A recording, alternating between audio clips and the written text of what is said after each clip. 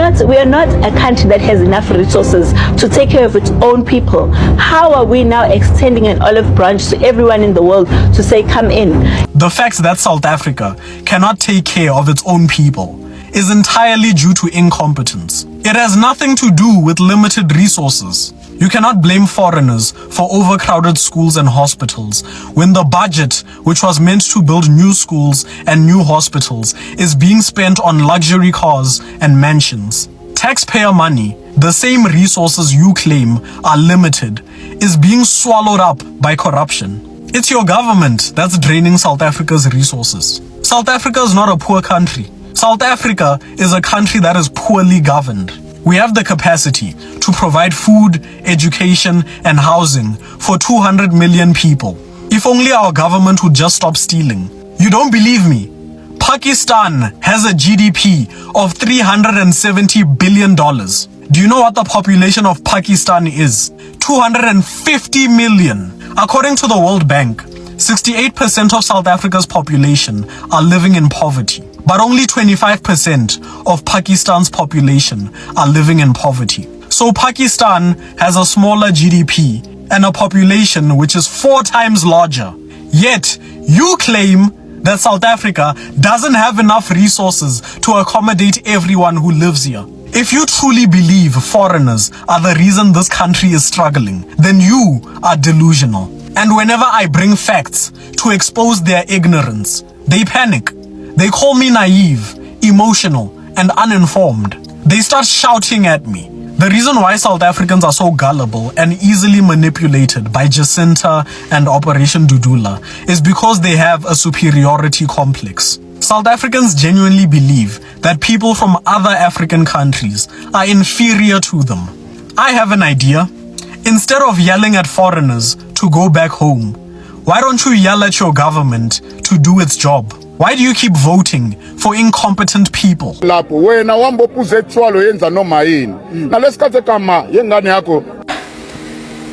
country, people, fellow South Africans.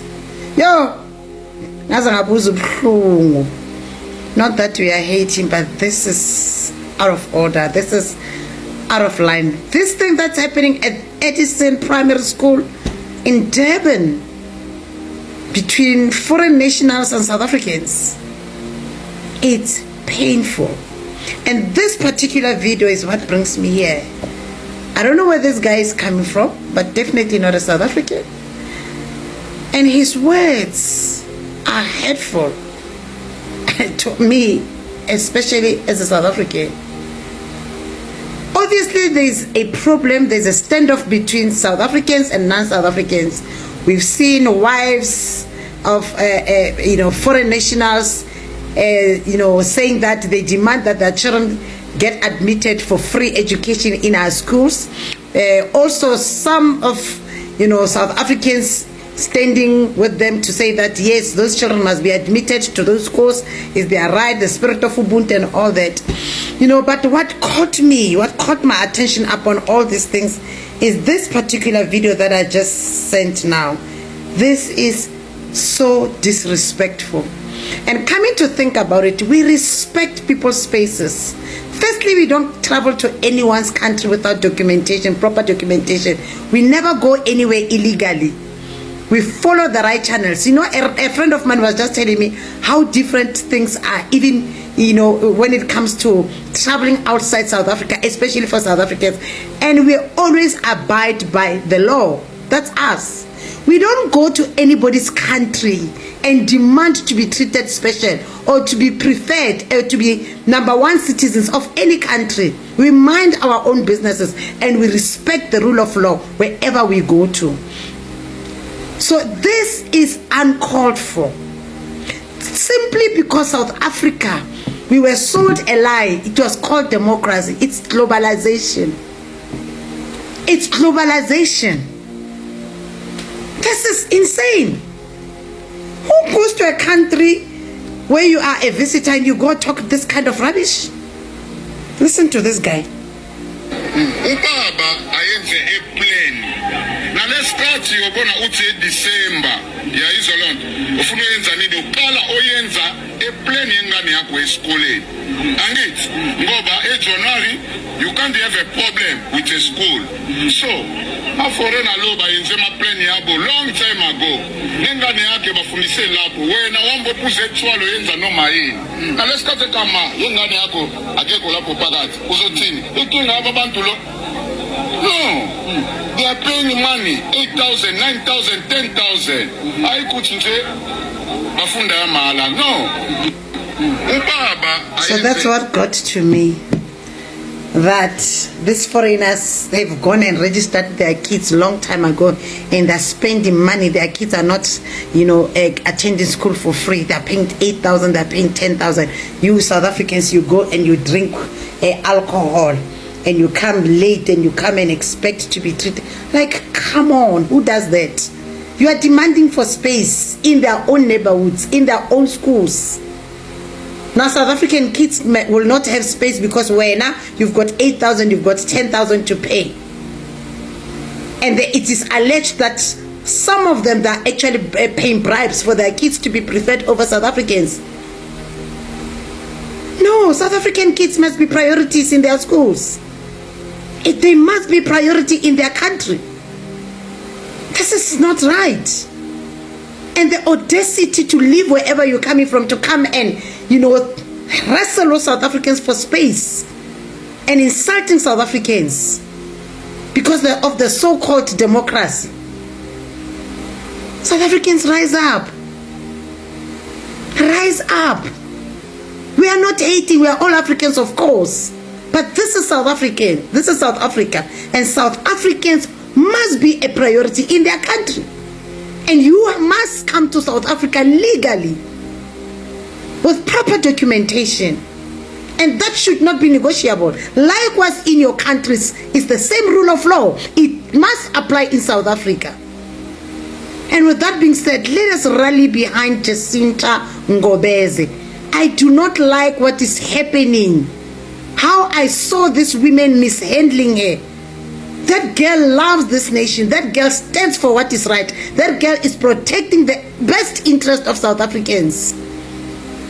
She sacrificed her own job. I mean, she got fired because of that ANC woman. I don't know what you call her from KZN. That they fired her from her radio job because of standing up against the system that continues to oppress and suppress and victimize South Africans in their own country under the so-called democracy. Fake democracy. What a nerve. This is insane. They now know how to come and insult us. Hey. They don't know their place. Nothing. You can never ever find this kind of things happening anywhere in Africa except for South Africa because of the so-called leaders that takes oath. We will use our influence in SADC to forge ahead and one world order at the expense of the future generation of South Africa. This is insane. Let's go live, my people. I mean, I'm so upset. Eddington Primary School. No, Devon Knights, please stand up. Stand up. Those women who are fighting Jacinta, you must protect Jacinta. Stand up and go and protect Jacinta. She's fighting for your interests, for your children's best interests. Whether they are South Africans or not who are fighting Jacinta, stand up and be patriotic. Injury to one is an injury to all. Stick together. The system is against you. The system is turning everyone against you. There's nothing wrong in standing up for your rights. It's your fathers that went to exile. It's your fathers that actually fought for your liberation, the liberation of your children. Not for you to become and to be suppressed. After apartheid, to the so-called democracy, now globalization. How long must South Africans suffer in South Africa? Cry the beloved country, South Africa. Love you, Mzansi, mother of the nation, Queen Debom Keys. We love you, Jacinta. We are watching, we see you, you are seen. I saw her nearly in tears, and that really broke my heart. let's stand together. Let us be united. Let's speak in one. Because what I'm seeing right now, especially with those South African women coming up, you can tell that, something is not right. Because they will divide us so that they continue to rule us. Now it must look as if we are not agreeing in one thing. We are not hating on anyone. There's private schools. They've got 8,000, they've got 10,000. They can take their kids to those schools. Likewise to private clinics. We're not going to listen to globalists. We're not going to listen to human rights commissions that are not here to protect the interests of South Africans. And we are not backing down. I love you, Mzansi. I pray for you. This is just... Have you seen this clip? You need to check it out if you haven't seen it. He said all of this to the minister's face. Just watch the minister's expression. Just watch. We'll come back. We'll come back. The ANC has been in the government of South Africa for almost 30 years, 3 decades. It has done 4 things. It has collapsed security in South Africa. Criminality is rampant. If you are a South African who live in communities, you will know what I'm talking about. It has failed to improve the quality of public education in South Africa. This gentleman and the lady don't want to take their kids to a township school. Forget what they say. It has collapsed public health in South Africa. I can tell you, this gentleman have medical aid cards in their pockets, and the lady. They don't want to go to Tembisa Hospital when they are sick themselves. The 4th thing, it has brought South Africa to its knees when it comes to a basic thing that is called electricity. They have taken South Africa to the dark ages. That is the ANC. He's absolutely right. The ANC has failed to deliver public safety, public education, public health care, as well as power. They failed to do so. But he doesn't go further in his analysis to explain why that is. The reason is because the ANC government has sustained what is called an extractive economy. There's a book that was written, Why Nations Fail, by Darren Acemoglu and James Robinson, which explains what an extractive economy is. An extractive economy is an economy where you have a small group of elites who accumulate most of the economic gains. And the reason that exists is because there is a market failure of one sort or another. The market failure that has existed currently in the South African market is the existence of oligopoly. You have 4 big banks, you have 4 big law firms, you have 4 big everything, 4 big cell phone networks. All of that is an indicator that there's no competition in the market. If you had competition, you would have multiple options besides the big 4. Big 4 is an indication of market concentration in a few hands, oligopoly. It's not good. What that does is it means that there's not a lot of opportunities for other people to participate, for other people to gain wealth. And in extractive economies, the features of those extractive... We're not going to govern with Freedom Front Plus and the DA. We are ideologically apart and extremely apart from each other, but their historical role in making us to be what we are, our suffering and pain, is because of those people. And therefore, to still bring them into power and still honor Chrisani. What do you mean? Because the Freedom Front Plus celebrated the murder of Chrisani and regarded those who killed Chrisani as revolutionaries. So what are you saying to Chris? What are you saying to Solomon Mahlangu and all of this? I mean, the people who hanged Solomon, some of them are related to Tenny Leon. Tenny Leon is the owner, co-owner of DA. Nothing happens at the DA without him. He's the one who fired Musimaimani. So those are the people you are saying, if we need a good governance, we must govern with the people who once collapsed the economy of South Africa, which they were running on behalf of 15% of the population. The ANC, with all its weaknesses, it has never collapsed to a point where we failed to pay our debts. So what capacity are we talking about? It's just self-hatred that Groenewald has saved so much since he went to correctional service. It's a pure lie. That thing was started by the commissioner.